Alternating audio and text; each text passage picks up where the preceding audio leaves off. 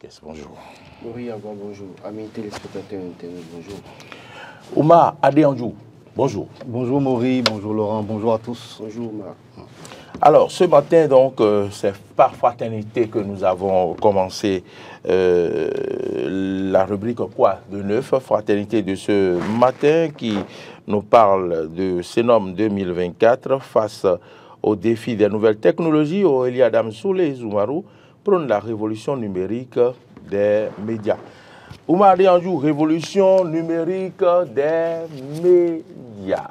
Oui, révolution numérique des médias, je crois que la ministre a certainement martelé à nouveau au cours donc, de la semaine du numérique de cette année. Je pense que cette révolution est en marche depuis un moment, hein, quand on voit un peu tout ce que le gouvernement essaie de mettre en place, ne serait-ce que des chaînes comme A+, c'est pas pour leur faire de la publicité, on voit un peu le contenu, ne serait-ce que même le contenu, c'est vrai qu'au début, il y avait un contenu qui faisait, enfin le contenu faisait un peu jaser parce que c'était un peu du copier-coller de ce qui se faisait en Côte d'Ivoire, mais après, après cela, on a vu quand même un contenu assez intéressant, des émissions assez intéressantes, et au-delà de ça aussi, on a vu également, comme on appelle la forme, c'est-à-dire dans la forme, les images, on a vu quelque chose de vraiment très nouveau, et ça fait qu'aujourd'hui, tout le monde, c'est un élan en fait que tout le monde veut suivre. Je pense que c'est une très bonne chose. C'est vrai qu'à Eden ici aussi, on fait beaucoup d'efforts. Déjà, si les gens regardent la qualité de nos images, la qualité de nos plateaux, on est passé en HD voilà, sur Canal+. C'est déjà du nouveau. Donc, Madame la ministre, je crois, l'élan est lancé. Il est bien de le rappeler. C'est une bonne initiative. Maintenant, les chaînes aussi suivent. C'est vrai qu'il faut quand même accompagner ces chaînes-là. D'où donc cet appui-là que nous réclamons depuis un moment pour comment on appelle, pour tous ces opérateurs économiques qui initient donc ces médias-là. C'est très important. C'est pas facile. L'aide à la presse. Oui, l'aide à la presse. C'est essentiel, c'est vraiment important. Voyons comment la technologie évolue aujourd'hui. On parle donc de révolution numérique. La technologie évolue à grands pas. Les caméras aujourd'hui qui sont ici, ce n'est pas ce qu'il y avait là il y a 6 mois. Vous vous rendez compte? Donc, ce qui veut dire quoi? À tout moment, il faut investir. À tout moment, il faut mettre les moyens. Et donc, si on veut cette révolution numérique, ce n'est pas seulement une révolution numérique pour les médias d'État. Il le faut également pour les privés. Et donc, il faut accompagner ces privés là aussi, c'est pas toujours très facile. Vous parlez de révolution numérique qui n'est pas seulement pour les télévisions d'État. Laurent Anthony Kess, oui, révolution numérique, est-ce qu'il faut prôner seulement ou il faut aller véritablement aux actes et poser les actes qu'il faut véritablement pour qu'on y arrive, quand on sait que la semaine dernière, ou je crois bien que c'est la semaine dernière, ça a chasé un peu, ça fait un peu de bruit du côté de la SRTB. Révolution numérique à prôner, c'est un bon discours. Est-ce que dans les actes, ça accompagne? Il faut qu'on commence par agir plutôt que de parler. Parce que quand on parle de révolution numérique, c'est avoir une connexion Internet assez rapide, fluide, qui permette aux gens de poster en temps réel ce qu'ils font. Est-ce qu'aujourd'hui, à Eden TV, on peut se targuer de ce que la connexion Internet est meilleure pour que nous puissions parler de révolution numérique? Vous n'êtes pas sans savoir que... Malgré la fibre optique. À plusieurs reprises, les téléspectateurs d'Eden TV n'ont pas pu suivre Eden TV parce qu'il y a une question d'Internet. Donc, si on prend la révolution numérique, il faut agir à ce niveau. J'ai mon jeune frère, Lénaïque, que vous connaissez à Gossou, qui a été stagiaire ici, qui a saisi tout récemment la Cour constitutionnelle en la matière. Pourquoi? Parce qu'il y a une disposition en l'État au Bénin qui dit que tout professionnel des médias doit avoir une certaine réduction du côté de la consommation des données électroniques, notamment la connexion Internet.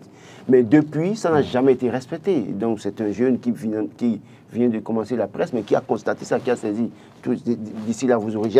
J'ai tenté de fouiller, je n'ai pas le document avec moi. Certainement, c'était dans mon portable qui est perdu. Mais il a saisi, il a écrit, il a saisi. Et je crois que d'ici là, il sera écouté. Parce que la loi dit clairement que quand vous avez la carte de presse, que vous êtes journaliste, et vous avez des réductions en termes, pour la connexion. Et vous avez même une connexion Internet pratiquement gratuite pour vous permettre de faire votre travail. Est-ce qu'en l'État, les journalistes ont cette facilité aujourd'hui au Bénin? Ils vont trouver ça où? Ah non, mais justement, En réalité, la cadre oui. Malgré une loi qui dit ça, on ne l'a pas. Non, mais c'est ce que vous dites, ça veut dire que quoi? Si les dirigeants prennent les responsabilités d'interpeller les opérateurs aujourd'hui, nous pouvons avoir cette facilité. Donc, d'abord, la disponibilité de la connexion Internet dans toutes les communes du Bénin. Il y a des zones dans lesquelles vous allez aujourd'hui, vous n'avez pas la connexion à 100%. Par ailleurs, même il y a un opérateur mobile aujourd'hui au Bénin. Quand vous allez dans certaines régions, ça vous met le R comme si vous êtes hors du territoire en roaming. Ça se passe au Bénin aujourd'hui. Et donc, quand on prend la révolution numérique, est-ce qu'aujourd'hui nous avons une connexion Internet en bonne connexion Internet de qualité aujourd'hui pour permettre aux médias de travailler? Si nous postons, combien de temps est-ce que ça tourne avant que ça... Ailleurs, vous postez, il suffit d'un clic et c'est parti. Mais ici, est-ce que c'est ça? Vous avez parlé, nous avons de la fibre optique ici. Mais vous savez combien de fois nous avons de peine ici à émettre parfois, à publier. Allez poser la question. J'aurais aimé que ce soit Modeste qui soit sur ce plateau pour répondre des difficultés qu'il rencontre en tant que community manager d'Eden TV. Comment est-ce qu'il a des difficultés? Donc j'estime que oui, c'est un bon discours, mais il faut agir. Il faut agir en ce sens qu'il faut s'assurer que les médias ne peuvent pas être, en tout cas, on ne peut pas prôner la révolution numérique des médias sans pouvoir mettre à la disposition des médias une connexion de qualité. Je pense que le discours, en dehors des discours, il faut agir. Donc les actes doivent accompagner les discours pour permettre aux professionnels des médias de même faire leur travail. J'estime que si on fait ça, je crois qu'on va applaudir Madame la ministre Aurélie Adam Soulé-Zoumarou qui, depuis qu'elle est là, oui, elle prône la digitalisation, le numérique, elle fait un travail assez remarquable. Mais je pense que c'est à ce niveau, il reste beaucoup à faire. Aujourd'hui, vous avez beaucoup de médias en ligne. Allez demander aux médias en ligne. On demande aux télé, aux web TV en ligne, d'avoir du contenu et de démettre 24/24 sur les télé, comme les télés conventionnelles. Alors, ça demande une connexion de qualité. Et ça demande aussi un appui qu'on peut apporter à ces médias en ligne. Parce que si vous imaginez, si vous avez un média en ligne que vous devez mettre 24/24 avec du contenu, c'est de la connexion, ça coûte, ça a un prix. Mais dès lors que le journaliste qui a ce média en ligne a des facilités, des réductions, ça lui permet de faire facilement son travail. Imaginez quelqu'un qui déjà, combien de Béninois sont prêts à investir dans les médias au point où les médias... D'abord, les télés n'ont pas... Aujourd'hui, les télés, les radios ont de plus en plus de difficultés à avoir de l'argent pour le fonctionnement. Et parler maintenant des médias en ligne qui peut-être ne sont pas encore... acceptés comme dans d'autres pays. Dans d'autres pays, les médias en ligne marchent très bien, ils ont des facilités. Mais aujourd'hui, au Bénin, combien de médias en ligne fonctionnent véritablement? Quand vous voyez les web TV, combien de ces web TV fonctionnent normalement? Combien peuvent faire 24/24? 24. Donc, parce que c'est une question, c'est de l'argent. Il y a l'électricité à payer, il y a la connexion Internet à payer. J'estime qu'il faut voir, si on prône la révolution numérique, il vaut mieux agir pour faciliter la tâche aux professionnels des médias. Autrement, ce serait un discours... Ce soit un 20 mots. Un 20 mots, merci. Moi, je pense que la révolution numérique, comme l'a dit, ça passe par les professionnels des médias, mais ça passe également par le peuple. Il faut démocratiser un peu plus Internet en le rendant beaucoup plus accessible aussi. On sait ce que ça coûte aujourd'hui, Internet. Vous voyez, donc oui, mais il faut permettre... un réseau GSM qui met à disposition l'Internet à foison. Si c'est de payer de crédit, je ne sais pas combien. Pour 1000 francs pour avoir un giga ou bien pour combien, je ne sais pas. Non, il faut évoluer sur ce point-là également. Parce que si on veut prôner la numérisation de comment on appelle, des médias, il faut que ce soit aussi accessible aux populations. Oui. Parce que les télévisions conventionnelles aujourd'hui, le secteur, comme on appelle, du numérique, le secteur d'Internet, ils ont du mal à l'investir. Et Laurent a cité plus ou moins les difficultés qu'on rencontre aujourd'hui. Et l'accès à Internet qui est compliqué. Quelquefois, même le faisceau se coupe pour certains. On ne sait pas pourquoi, sans raison. Eden, ça arrive tout le temps. Les gens nous appellent de partout. Moi-même, personnellement, on m'appelle. On me dit, mais chez vous, là, il y a quel problème? Il dit, bon, certainement qu'il y a une rupture du faisceau. Voilà, et à un moment, ça va revenir. Alors qu'on nous a vanté pendant très longtemps ici, la fibre optique. Voilà. Et finalement, on a toujours ce même problème-là. Donc, il faut démocratiser un peu plus Internet, le rendre vraiment plus accessible. Dans certains pays, c'est déjà arrivé. C'est déjà, mais Internet, c'est quelque chose vraiment, je ne sais pas moi, c'est comme aller à l'hôpital, c'est quelque chose, c'est comme un droit désormais aujourd'hui. Il faut que les gens aient accès à Internet pour que les médias en ligne déjà, dont on parle, où on leur demande d'avoir du contenu, tout ça, oui, c'est normal, c'est bon. On leur demande d'avoir du contenu parce qu'il y a quand même un petit désordre à ce niveau aussi. Tout le monde se lève et crée un média en ligne. Voilà. Il faut avoir du contenu. Mais maintenant, quand ils ont le contenu, comment est-ce que les populations accèdent à ce contenu-là? Il y a toujours ce problème-là aussi. Je pense qu'il y a beaucoup d'efforts qui sont faits. Il y a certains peut-être pays africains même qui n'ont même pas encore la fibre optique. Nous l'avons déjà. C'est un effort, c'est une marche en avant. On peut l'accepter. Le rendre un peu plus accessible encore serait plus intéressant pour les populations et également pour les médias. Laurent Roland-Tonné-Ikes, les élections se déroulent, ont eu lieu, les Américains étaient aux unes, et puis ça commence par se dessiner avec un peu la peur au ventre, sachant que Donald Trump, c'est Donald Trump, oui, Donald est en train de prendre de l'avance. Oui, quand vous suivez l'actualité, les dernières informations du côté du QG de Kamala Harris, il y a le stress. Certains ont commencé à déserter d'ailleurs même le QG. Au niveau du QG de... C'est pas seulement au QG, même ici au Bénin. Les gens ont des parents là-bas et puis on sait le discours que Donald Trump a tenu. Oui, non, bon, moi je vais parler dans le cadre. D'accord, allons-y là-bas d'abord. Dans le QG, actuellement, les gens commencent à déserter le QG de Kamala Harris. Par contre, dans le QG de, comment vous appelez... Ils ont perdu espoir déjà. Oui, beaucoup ont perdu espoir. C'est vrai qu'il y a un petit espoir peut-être toujours pour Kamala Harris. Vous savez que dans les centres urbains, les résultats ne sont pas totalement encore connus. Et c'est là-bas peut-être que ça peut se jouer. Parce que quand on regarde la carte des États-Unis, c'est vrai que Donald Trump a eu beaucoup de grands électeurs pour le moment. Il était crédité de 248 contre 214 pour Kamala Harris il y a quelques secondes, quelques minutes quand je suivais.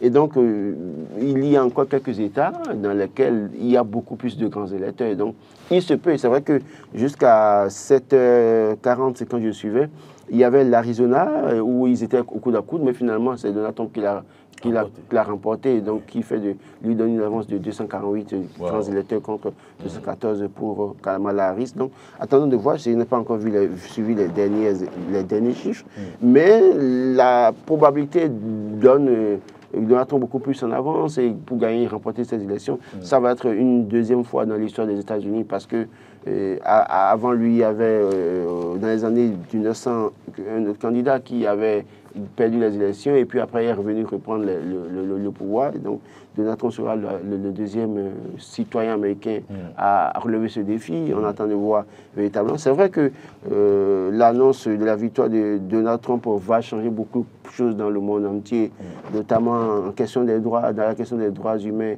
Où on parle par exemple du droit à l'avortement, où on parle de la promotion de l'homosexualité, les transgenres et autres. D'ailleurs même, il y a pour la première fois un transgenre qui a été élu, je crois, gouverneur je ne me rappelle pas de l'État, mais il y a un transgenre qui a été élu gouverneur actuellement, et donc autant de choses que les démocrates prônaient, mais qui seront remises en cause par Donald Trump. Attendons de voir quand même. D'ici là, on aura les résultats et on verra bien quelle serait la nouvelle configuration des États-Unis. Et vous savez, les démocrates prennent le pouvoir, c'est les conservateurs. En tout cas, ça va changer beaucoup de choses. Républicains, pardon. Ça va changer beaucoup de choses au plan mondial. La guerre entre l'Ukraine et la Russie va prendre une autre tenue. La situation en Israël, entre l'Israël et le Gaza, en tout cas, les Hamas, ça va prendre une autre tenue. Attendons de voir quand même.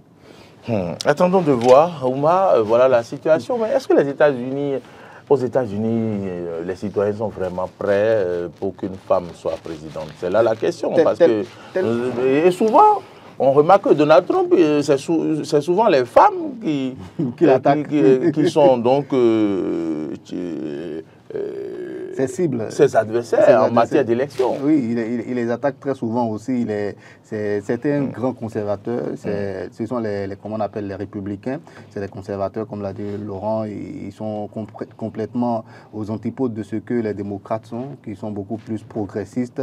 Mais leur manière d'être progressiste aussi, à l'extrême, il y a tous ces éléments-là aussi qui comptent. Vous voyez un peu. Aujourd'hui, les résultats sont en ligne, direct comme ça. On a 51% en ce moment pour Donald Trump, pendant que Harris a 44,4% des voix. Donc, c'est un peu l'avantage de ces pays-là aussi. Les choses sont vraiment claires, c'est directement en ligne, on peut voir. Donc, il y a un net avantage aujourd'hui pour Donald Trump. Et cela crée quand même des inquiétudes quand on connaît le discours que prône ce monsieur-là. Il a été président des États-Unis un moment. On a vu comment est-ce que le monde était au bord de quelque chose, il faut le dire. C'est vrai que sa manière de gérer a des avantages. On va en parler si vous voulez. Mais il y a beaucoup comment on appelle, son discours est un peu trop, on va dire, nationaliste. Et quand c'est trop nationaliste, on peut aller tout de suite vers le chauvinisme, vers comment on appelle là, cette Amérique d'abord, où le pays le plus, c'est-à-dire le plus nanti de la planète, n'arrive plus à, comment on appelle, à agir comme, voilà, n'arrive plus à agir comme cela se doit. Vous voyez un peu les États-Unis, la défense des droits humains, toutes ces choses-là. Pour Donald Trump, c'est du n'importe quoi. Comment on appelle le climat, pour Donald Trump, c'est du n'importe quoi. Il ne veut pas en entendre parler. Il a ce côté-là un peu trop nationaliste. Et beaucoup d'Américains aujourd'hui aiment ça parce que tout simplement, les démocrates aussi sont en train de verser dans du n'importe quoi.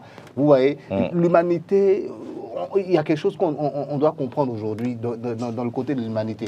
La liberté à l'extrême, là, qu'on veut prôner, les progressistes, les socialistes, je ne sais pas moi, tous ces groupes-là de gauche, les gauchistes qui pensent que, voilà, l'humanité, chaque humain a le droit d'être libre comme il veut, au point où on prône la gestation pour autrui, au point où on prône à un homme qui naît garçon de devenir femme, et pour eux, c'est normal, on ne doit rien faire. Toutes ces choses-là aujourd'hui sont en train de se retourner finalement contre qui? Contre ces progressistes-là, contre ces gauchistes-là, finalement. Parce que Donald Trump, ne serait-ce que le discours qu'il tient, normalement tout le monde est d'accord que son discours est un peu trop belliqueux, son discours est un peu trop extrémiste, et on a même peur qu'il prenne le pouvoir. Mais au même moment, il y a des gens qui votent pour lui, parce qu'ils sont contre tous ces petits détails-là que j'ai dit tout à l'heure. On voit que ces gens sont nombreux quand même. Voilà, des choses qui n'ont rien à voir avec, je vais dire, comment on appelle, ce que les démocrates peuvent faire sur le plan international, mais on va dire, mais c'est beaucoup plus des choses qui ont rapport avec, je vais dire, et ce que l'être humain doit être. Les valeurs. Voyez, les valeurs, voilà, les vraies valeurs de comment on appelle, de l'humanité, aujourd'hui sont en train d'être perdus par ces démocrates-là. Et c'est cela aussi qui fait donc leur talon d'Achille, c'est cela le boulet qu'ils traînent aujourd'hui. Et c'est ça qui va faire que finalement, Donald Trump peut prendre le pouvoir. C'est vrai, maintenant, les avantages si Donald Trump prend le pouvoir, c'est qu'il y a certaines choses aussi qui vont bouger. Vous êtes d'accord avec moi? C'est quelqu'un qui ne mâche, voilà, c'est quelqu'un qui ne mâche pas ses mots. Il est capable d'aller en Russie, aller discuter avec Vladimir Poutine. Et ça peut conduire finalement à capable. Voilà. Il se rendra en Russie. Voilà, vous voyez. Donc ça peut finalement résoudre le problème ukrainien. C'est quelqu'un qui a été voir, il insulte tous les jours le monsieur, comment il l'appelle là, Rocketman ou bien comment il l'appelle, le gars de la Corée du Nord, Kim Jong-un. Tous les jours l'insulte, mais quand il a pris le pouvoir, immédiatement il a été le voir. Quelques années, je ne sais pas moi, quelques temps après, il a été le voir, il a rencontré ce monsieur-là. Donc ce côté-là aussi de Donald Trump peut fait basculer un peu, comme on dit, comment on appelle, les forces en ce qui concerne la stratégie internationale, la géostratégie internationale. Donc c'est quelque chose qui peut être avantageux. Ça peut avoir aussi des petits côtés pas très intéressants aussi parce que c'est quelqu'un qui est plutôt conservateur, c'est quelqu'un qui est plutôt borné en ce qui concerne les États-Unis. C'est l'Amérique d'abord. Voilà. L'Amérique d'abord, oui. Les Américains d'abord. Vous avez quelque chose à ajouter? Non, je crois que Donald Trump va créer quelque chose de très inédit dans le monde entier. Parce qu'on voit un peu la tension entre les différents pays quand on regarde un peu la situation entre, je l'ai rappelé tout à l'heure, entre Israël et la Palestine, la situation entre l'Ukraine et la Russie. Il n'a jamais été d'accord, il n'a jamais mâché ses mots. Et donc quand il va venir certainement, ça va peut-être amener une certaine accalmie dans le monde entier. Parce qu'il n'est pas d'accord pour cette manière de faire les choses. Et vous savez, il n'a jamais partagé la vision de l'OTAN. Vous savez très bien, l'OTAN, en pole position, intervient en Russie aujourd'hui, en tout cas en Ukraine aujourd'hui, pour défendre, pour être avec Zelensky. Et je crois que ce qui se passe aujourd'hui va faire prendre aux Européens de nouvelles positions, de nouvelles dispositions pour éviter le pire, parce qu'ils ne cachent pas ses impressions. Et ça va être une redistribution des cartes au plan mondial où les intérêts seront véritablement réorientés vers d'autres objectifs. Même par rapport à l'OTAN, c'est son côté nationaliste qui fait. Il estime que c'est les États-Unis qui fournissent tout. C'est les États-Unis qui donnent les armes, c'est les États-Unis qui donnent l'argent. Finalement, c'est quoi l'apport des Européens? Donc, il n'est pas totalement d'accord. Bon, voilà sa vision du monde. Ça va chambouler un peu les choses. Il est capable de discuter avec tout le monde, de la même manière aussi qu'il est capable de se mettre en colère contre tout le monde. Voilà. D'accord. Alors, il y a l'informateur qui nous parle ce matin vers la purge des partis politiques. Qu'est-ce que ça vous inspire, moi? Bon, vers la purge des partis politiques, on peut comprendre parce que la Sénat, je crois, il y a une commission qui sera mise en place pour voir un peu la conformité des partis politiques, certainement à l'orée donc des élections générales qui s'annoncent pour 2026. Donc, il y a forcément des partis certainement qui ne rempliront pas comment on appelle, les conditions pour pouvoir donc participer peut-être aux élections. Et quand on sait qu'il y a de nouvelles lois, les réformes sont passées par là. Et donc, voilà, notre confrère crie, il s'exclame, il se dit que on se dirige certainement vers la purge des partis politiques. Et je pense que c'est cela aussi ce que prônent aujourd'hui les tests du Bénin, des partis à envergure nationale. Je l'ai dit à plusieurs reprises sur ce plateau, mais je le dis toujours. Moi, c'est quelque chose qui me plaît. C'est quelque chose qui me plaît parce que j'ai vu ce qu'on a fait avant d'arriver à cette étape-là. Qu'est-ce qu'on faisait avant? Je souffrais que je me répète un tout petit peu. C'était des centaines de partis, peut-être plus de 200 partis pour un petit pays comme le Bénin. Petit pays, et on a tous ces partis-là. Et c'est des partis qui représentaient généralement un seul homme. Un seul homme qui, dans son village, est capable de mobiliser en un rien de temps 400, 600 personnes. Et rien que pour ça, il a un parti politique. Et ce parti politique-là, dès que le gouvernement en place est là, il va agir dans sa localité tous les jours pour pouvoir être nommé ministre. Empêcher donc le gouvernement d'agir sereinement. Tous les jours, c'est des marches. Tous les jours, peut-être aussi, c'est des prières à l'endroit de tel ou tel. Tout ça passe simplement parce qu'on veut avoir un poste. Donc, moi, je pense que c'est essentiel, c'est important. Ce que la Sénat fait, ça rentre donc dans le cadre des réformes. C'est une bonne chose. Il faut voir ceux qui sont conformes aux tests, ceux qui respectent les normes, ceux qui respectent les tests, et donc leur permettre de participer. Ceux qui ne le respectent pas, mais écoutez, ils n'auront pas accès. Moi, je pense que c'est essentiel, c'est important. Il faut faire la démocratie désormais autrement. Il faut faire la démocratie comme cela doit être. Donc, on entendait que malgré cette purge, quand même, les partis politiques se créent encore tous les jours. On entend qu'il y a eu tel mouvement qui se met en place. Est-ce qu'on va finir avec cette affaire du parti politique au Bénin? Il y aura des purges, des partis vont certainement disparaître, mais les mêmes acteurs reviendront sous une dénomination. Ça n'empêchera pas les gens de créer le parti politique. Donc je pense que ce discours, en fait, pour moi, est-ce que aujourd'hui, avec la loi où on dit on ne veut plus beaucoup de partis, est-ce que ça empêche les gens de créer les partis politiques? Les gens créent les partis politiques. Moi, j'en ai assisté au moins quand même, j'ai été maître de cérémonie déjà pour un parti il y a quelques jours là, hein. Ça ne fait pas encore 2 mois. Donc les partis se créent tout le temps. Vous avez plusieurs codes à votre acte. Oui, mais écoutez, moi je cherche l'argent partout. Parce que je sais qu'avec ce que je fais là, les gens ne m'accorderont pas de facilité.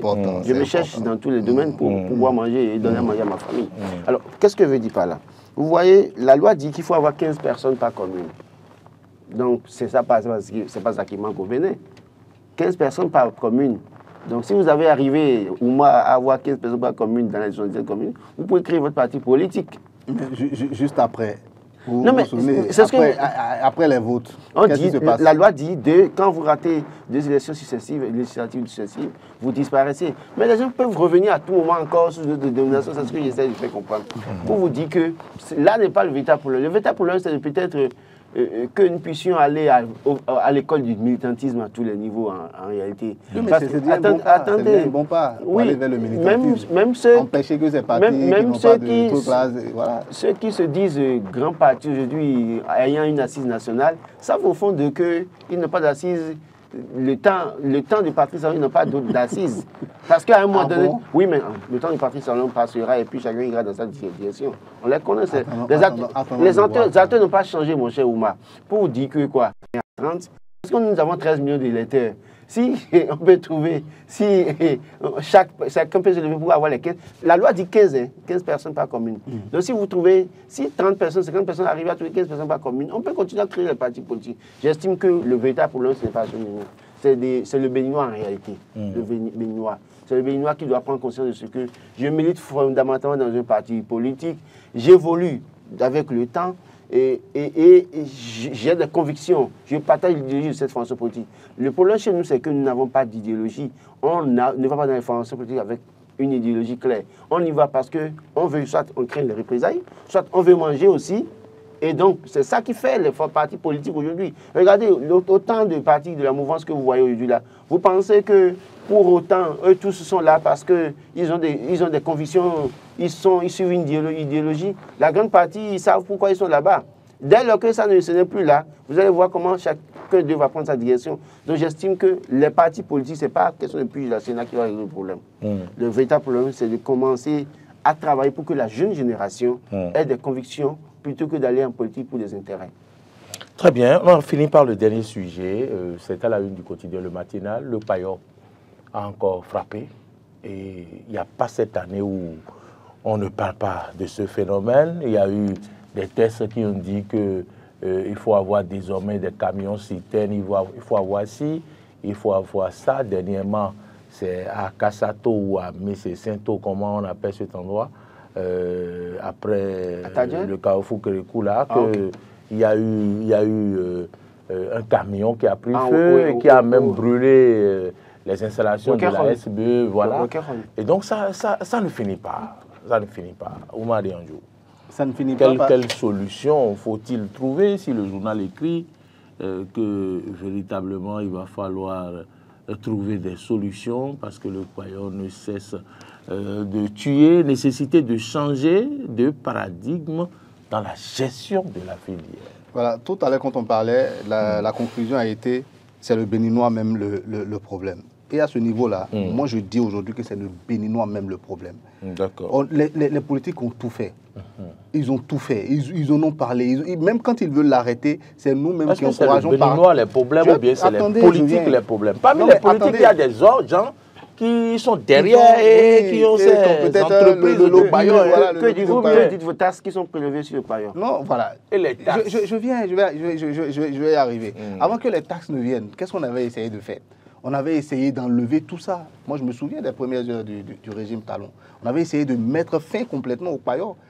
Vous avez vu le tollé dans le pays, même si les gens ne se sont pas levés comme ça dans les médias, ne serait-ce que dans les rues, vous avez vu ce que ça crée.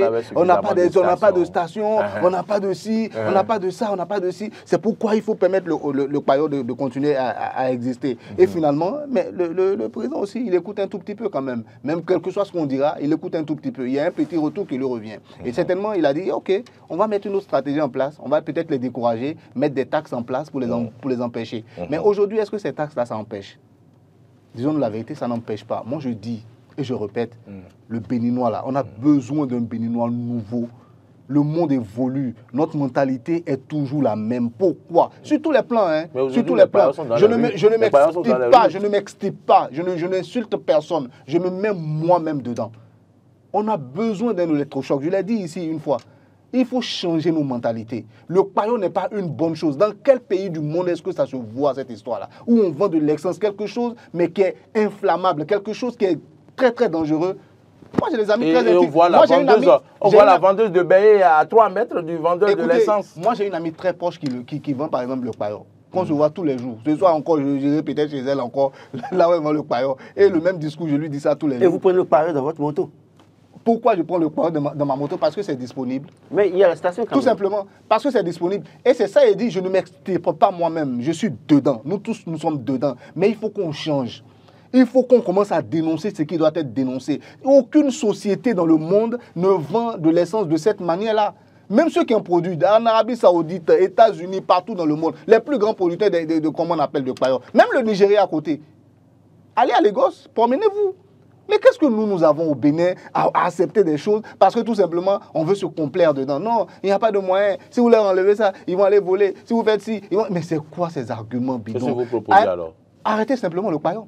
Empêcher que cela rentre dans le pays, c'est tout. Mais le gouvernement a trouvé un autre moyen pour mettre des mini-stations sur place. Est-ce que ça fonctionne? Les mini-stations n'ont rien à voir avec le Payor. Comment? Oui, bien sûr, c'est le Payor qu'on met dedans, non? Non, mais écoutez, moi je ne sais pas si c'est le Payor qu'on met dedans. Mais moi, si c'est le Payor qu'on doit mettre dedans, moi je dis arrêtons quand même. Parce que si c'est le Payor, ça sera toujours transporté de manière dangereuse, de manière informelle, sans toutes les normes possibles, sans toutes les mesures de sécurité. Voilà.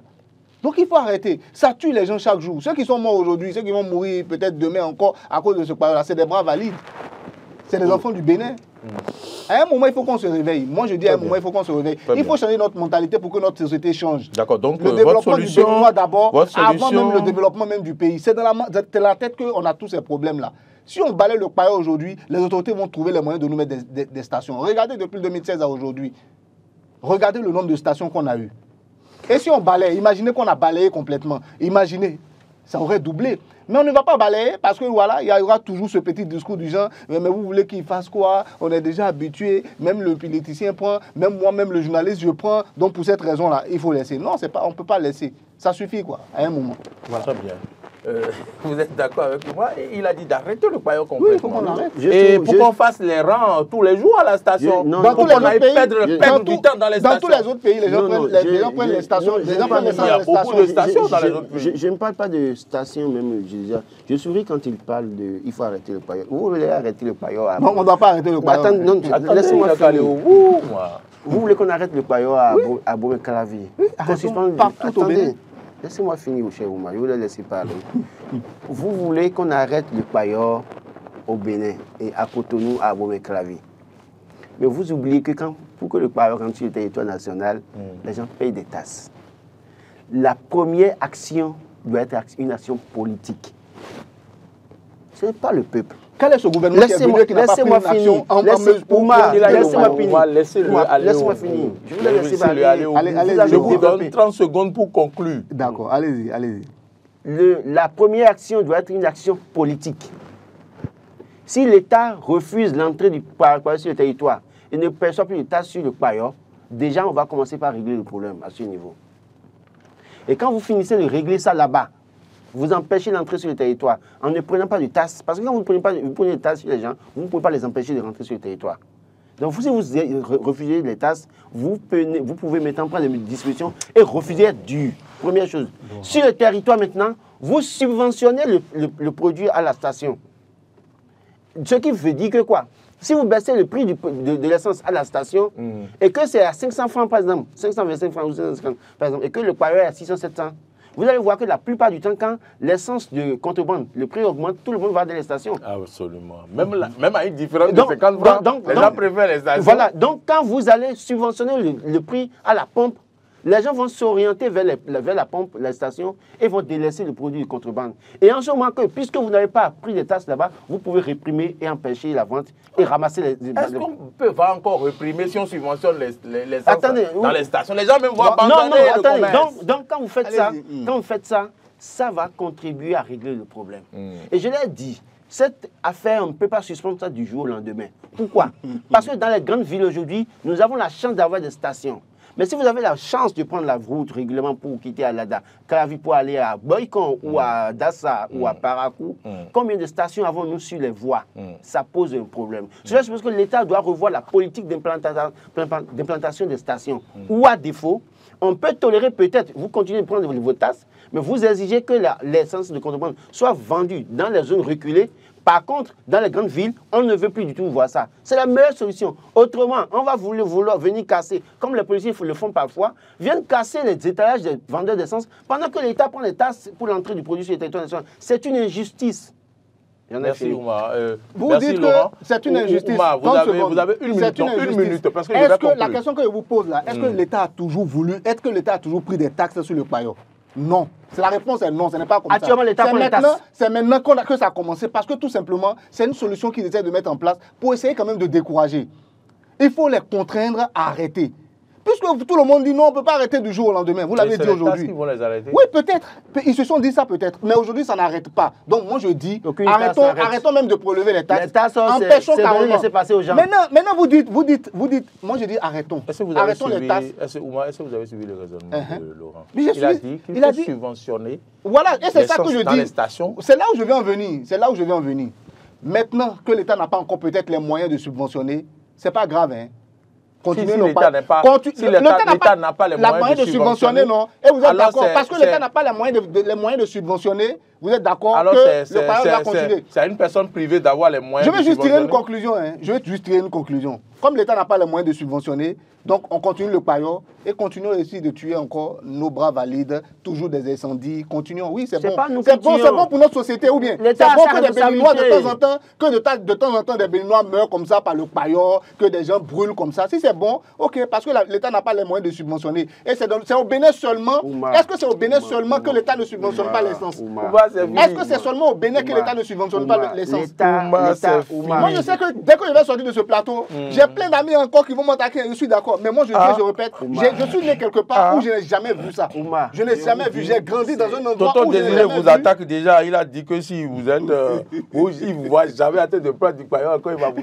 Oui, il n'est pas le seul. Je sais que quand même je vais sortir du plateau, dès que j'arrive au boulot tout à l'heure, tout le monde va me monter dessus. Je suis d'accord. Mais je dis et je répète, moi, j'ai grandi à un endroit. Comment ceux-là ont pu le faire? Dans ce pays-là, moi, je n'ai jamais vu de l'essence dans un bidon. Moi, je vous le dis, c'est une vérité. Je n'ai jamais vu de l'essence dans un bidon. Je n'ai jamais vu.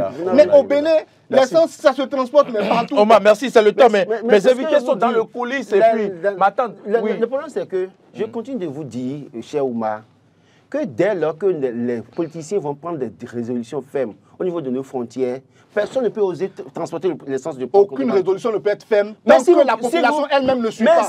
Au niveau, si vous prenez des tasques, tous les gouvernements qui se sont succédés, depuis Kérékou 2, moi je m'en souviens, depuis Kérékou 2, tous les gouvernements qui se sont succédés au Bénin ici, ont toujours pris des mesures pour essayer d'endiguer le payeur. Sans prendre de tasse. Et malgré ça, oui, ça c'est pas un problème. Vous pouvez en parler autant que vous voulez. Les taxes, moi, je suis contre. Je ne suis pas d'accord. Moi, il a dit, arrêtons tout simplement. Ils ont voulu endiguer ces choses-là. Mais ils n'y sont pas arrivés parce que tout simplement, il y a toujours cette grogne là derrière. Il y a toujours le Béninois qui crie, qui dit non, le payeur, on en a besoin, ma moto. Voilà, c'est ça le problème. Merci. Moi, j'estime véritablement. Continuons à brûler de temps en temps nos compatriotes. Si on veut éviter les incendies, parce que c'est parce qu'on autorise l'entrée du produit que les gens transportent ça, il y a incendie. Si on empêche l'entrée du produit, il n'y aura pas incendie. Conclusion. Je suis d'accord avec cette conclusion. C'est ce qu'on va faire. Merci. C'est ce qu'on doit faire. Merci Oumar, Adéanjou, merci. C'est moi. Ce matin, vous êtes allé un peu pour finir, j'estime, je le dis, Donald Trump, pour qui il revendique déjà sa victoire. Oui, c'est très proche. Moi, mais je vois. Il est proche, il revendique la victoire. Il est déjà à 267 grands électeurs. Nous avons écrit l'histoire. Donc, il revendique sa victoire et on attend de voir dans les prochaines... En fait, la marge est déjà très grande. Il a 267 grands électeurs, alors que on a besoin de 270 simplement. Il reste juste 3 électeurs. Les démocrates ne peuvent plus. Ils sont à 214 grands électeurs. C'est très... La marge est déjà trop grande, c'est impossible. Il ne veut pas Donald Trump sera certainement le nouveau président de la République. Voilà.